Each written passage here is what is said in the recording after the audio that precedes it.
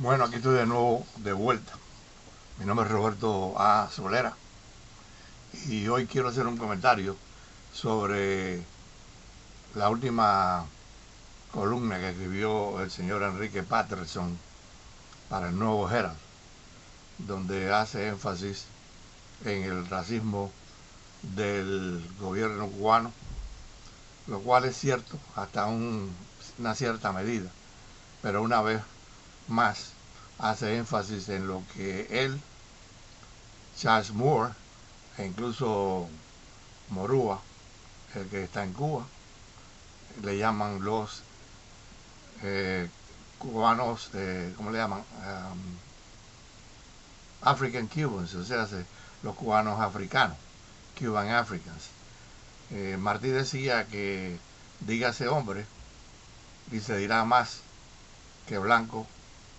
o que negro. Existe una tendencia de parte de este señor Enrique Patterson,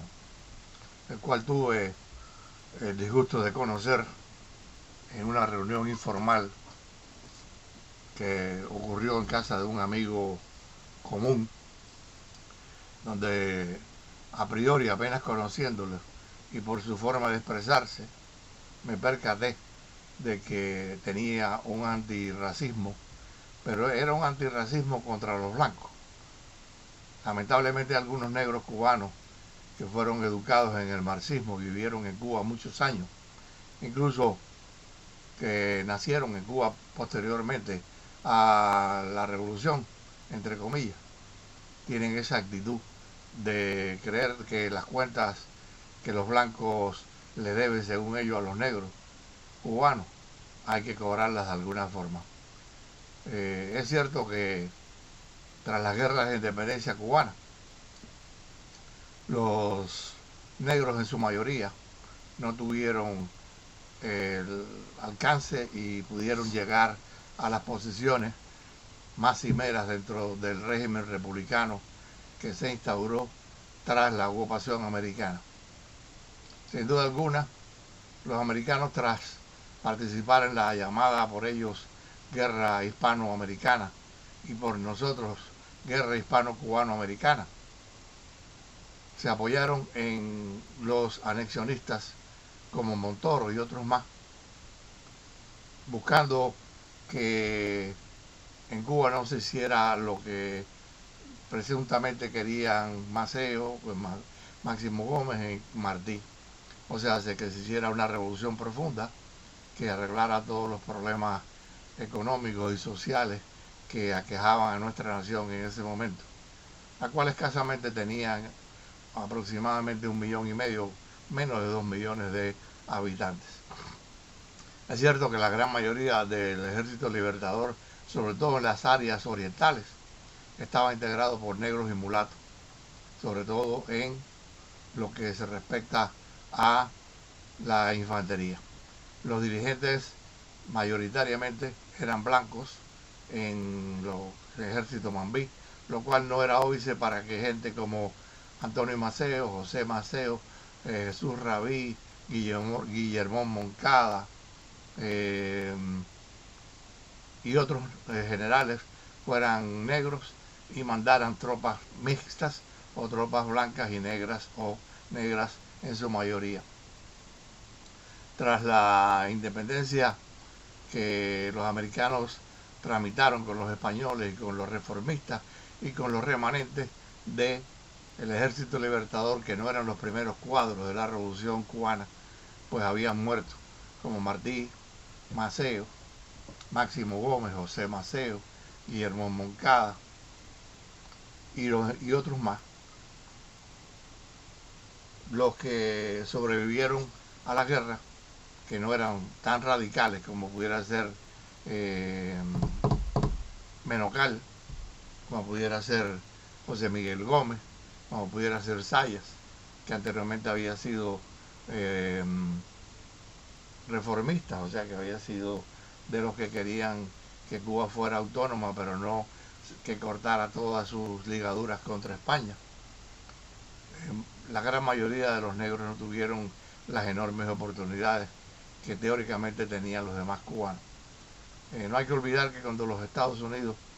entregaron el poder en el 20 de mayo de 1902, lo hicieron con una teoría que en cierta medida tenía justificación, cuál es el hecho de que los letrados, la gente que podía leer, escribir y que además de eso tenía ciertas conexiones internacionales, o eran reformistas o no eran precisamente gente de las más radicales. Lamentablemente en ese momento la gran mayoría del ejército libertador y de la población cubana era analfabeta en una proporción bastante grande. No hay duda que hubo muchos abusos e incluso cosas deleznables, como puede decir la matanza que hizo Monteagudo, el general Monteagudo, con los negros en la famosa guerrita de 1912, que es conocida como la guerrita de los negros, motivada por el impedimento de que el Partido Libre de Color pudiera ser inscrito y participar como tal, y no haber sido proscrito, incluso con el apoyo de Martín Murúa Delgado, que era el presidente del Senado y que era negro en ese momento. No hay duda de que hay que arreglar cosas en Cuba antes y después de la revolución, aunque en este momento el gobierno cubano hace lo que le llaman en inglés lip service al racismo que existe de una forma u otra en la sociedad cubana. Es un hecho lamentable. Nosotros no estamos de acuerdo con el racismo, pero de ahí a poder comparar el racismo existente en los Estados Unidos en sus relaciones con los negros y compararlo con la discriminación que sin duda existía y aún existe dentro del pueblo cubano, exiliado o viviendo en la isla, no hay dudas al respecto que eso no es algo que uno puede aprobar. Pero de ahí a querer ser como Patterson y otros como Charles Moore y Murúa Delgado, y sobre todo los dirigentes que abogan por que los cubanos son African Cubans, o sea, cubanos africanos o africanos cubanos. Hay un gran paso de una república discriminatoria donde los blancos en su mayoría eran los que gobernaban en Cuba, aunque había bastantes negros en posiciones cimeras, e incluso dentro del ejército, e incluso tuvimos un presidente que fue Fulgencio Batista, que no era precisamente blanco. Pero de ahí a querer hacer una Cuba negra, donde la discriminación se invierta y los que sufran la discriminación o el racismo sean los cubanos blancos, hay un gran trecho. Ese es mi comentario de hoy. Mi nombre es Roberto Solera y estoy haciendo un comentario desde Miami, la capital del exilio cubano.